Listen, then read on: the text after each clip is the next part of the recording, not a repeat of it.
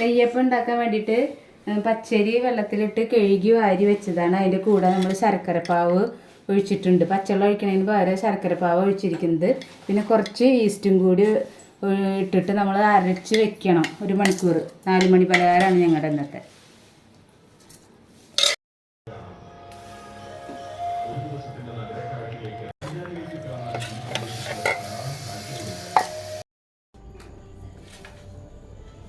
നെയ്യപ്പത്തിൽ നെയ്യ് വേണ്ടേ, അപ്പം നമ്മൾ നെയ്യിൽ തേങ്ങ വറുക്കുക. തേങ്ങ ചെറുതാക്കി അരിഞ്ഞു വെച്ചിട്ടുണ്ട് കേട്ടോ.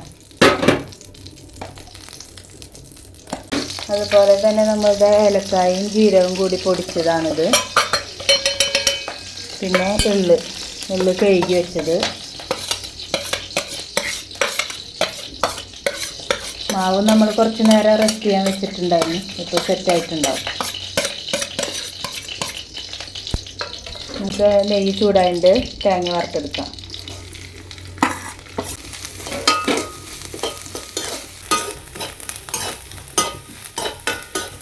തേങ്ങയൊക്കെ നന്നായി മൂത്തിട്ടുണ്ട്. തന്നെ നമ്മളത് മാവിലേക്കിട്ട് കൊടുക്കുക.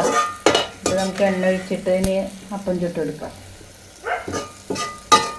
നമ്മൾ എണ്ണ ഒഴിച്ച് കൊടുത്തിട്ടുണ്ട് കേട്ടോ. നമ്മൾ കുറേശ്ശെ ഒഴിച്ച് കൊടുത്തിട്ട് അപ്പം ഉണ്ടാക്കാം.